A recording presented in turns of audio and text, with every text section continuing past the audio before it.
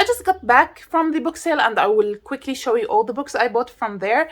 I usually don't buy this much books from this charity book sale because I go when it is like the last 2-3 days of the book sale, so not many good books are there.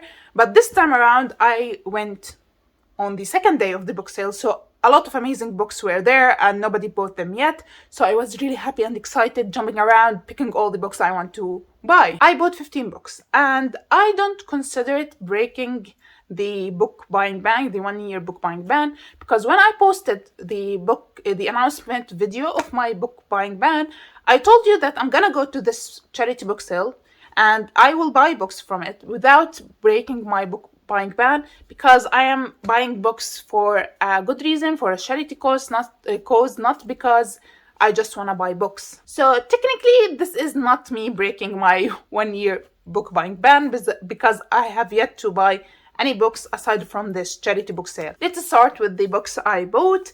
I was gonna scream from happiness when I saw this book. This is Going to Hurt by Adam Kay. I read this book 2 years ago and I fell in love with it. It is so funny. It is like diary entries of Dr. Kay. He is, I believe, was a resident doctor in the UK, and he talks about funny, weird incidents that happened with him throughout the years he worked there as a doctor. And I really, really love this book and I wanted to have a copy of it for me. And when I saw it, I was so happy. I immediately picked it up and it is in a really great condition. It doesn't look like it is used at all. I think the person who donated this book is either read it and donated it or didn't even read it, because it is in a really, really good condition. All the revenue of this book sale will go to old people house. So I was really happy to spend my money there because it's gonna help a lot of people. The second book I picked it up is also another book I already read. I read it like a few years back and I didn't really enjoy it. It is very hyped book here on booktube, bookstagram and booktalk. I didn't enjoy it that much when I read it because I listened to the audiobook. When I saw it and it was for so cheap, I just told myself, let's give it another chance. And it is The Secret History by Donna Tartt.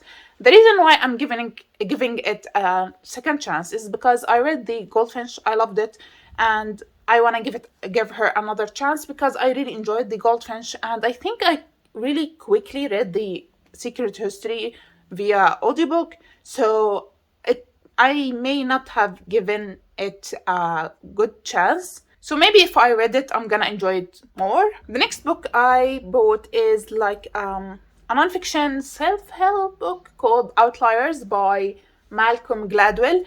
I have been eyeing this book for a while. I hate self-help books. I don't know if this is considered a self-help book, but it talks about how successful people succeeded in their life and how they did it. It is the story of success, as the cover says. I don't know a whole much about it aside from that, but it intrigued me, so I bought it too. Another book that I have read and loved before is The Nightingale by Kristen Hanna. I already own the hardback edition of this book, but I really love this edition and the cover. It is stunning. And I told myself I really don't usually collect different editions of books, but this one is a different case because I really love this book and love this cover. So why not? It was for very cheap. I think this was for like $3-4.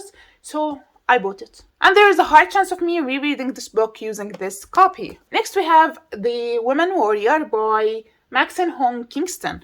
I don't know much about this book. I faintly remember hearing about it, but I don't remember much.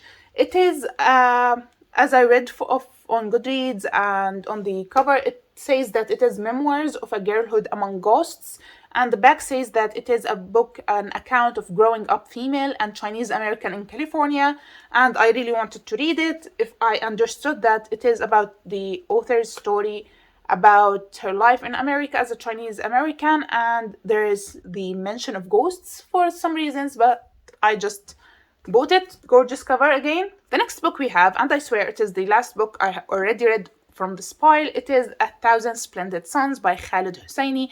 This book I read when I was in uni.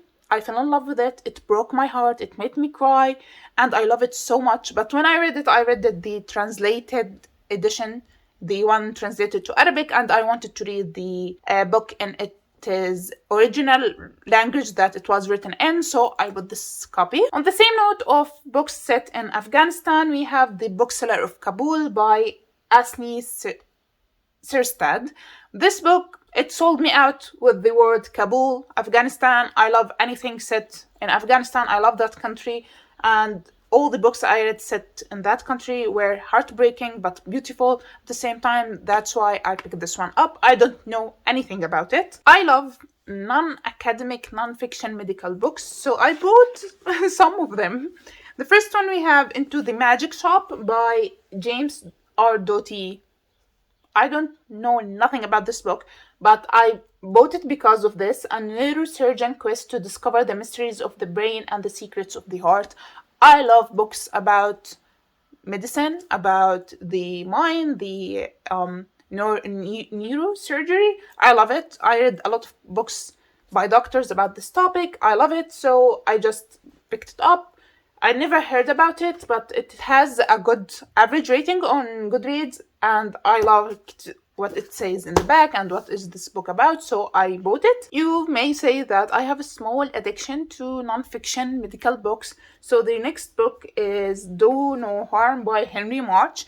This book is also a medical book about brain surgeons. Henry March is a brain surgeon. He talks about life, death, and brain surgery in this book, and how their life is so hard and what they go through as brain surgeons.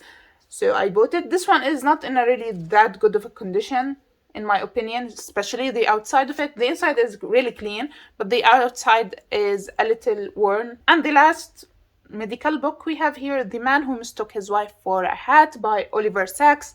This one is about neurological disorders. It talks about stories of neurological disorders patients and what they go through, their stories, and strange, bizarre cases of neurological diseases. I have been eyeing this book for so many years. I really wanted to read it, but I wanted a good cover of it because a lot of the covers I saw of this book are really ugly, but this one is beautiful, so I bought it.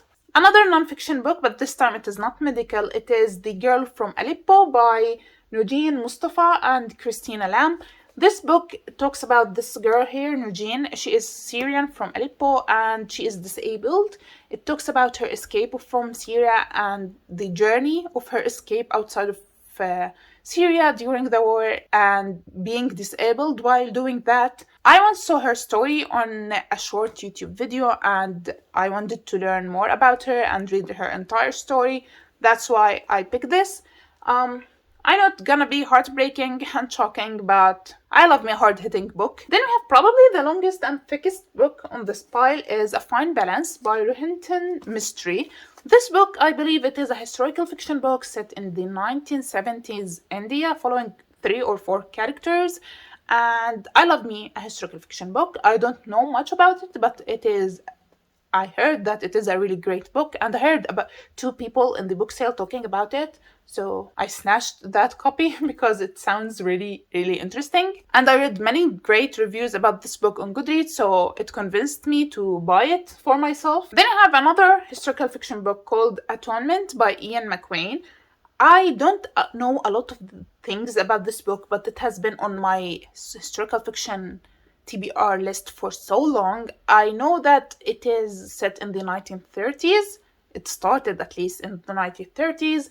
It has a movie, and interesting to me because in the back it says it is a novel of love and war, childhood and class, guilt and forgiveness.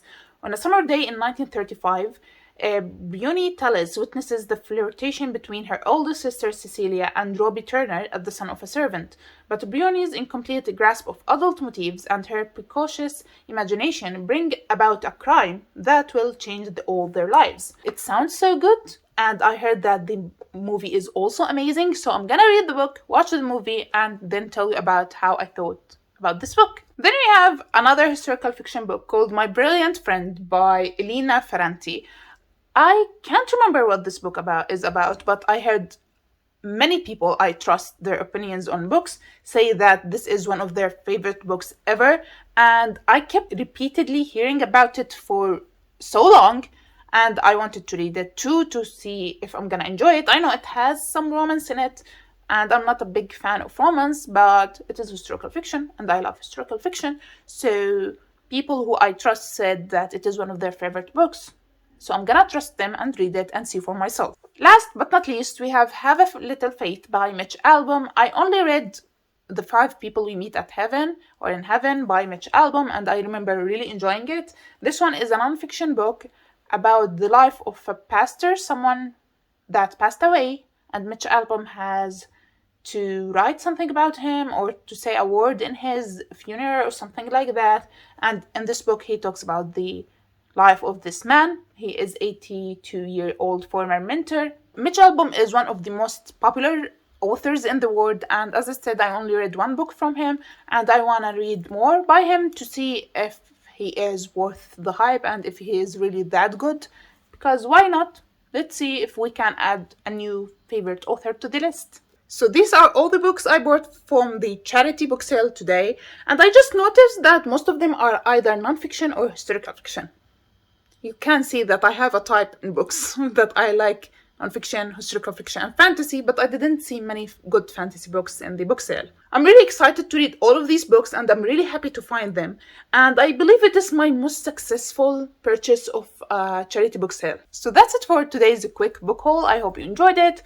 I wasn't planning to film anything today, but I was so excited for all the books I bought. I just wanted to sit down and tell you about them. So sorry if this book was a little bit messy today because I just sat down and spilled everything that came to my mind about these books. And I know my bookshelves look like a mess, but I really wanted to tell you about all these amazing books I bought. So that's it. Please subscribe to see my future videos, and I will see you next time. Bye!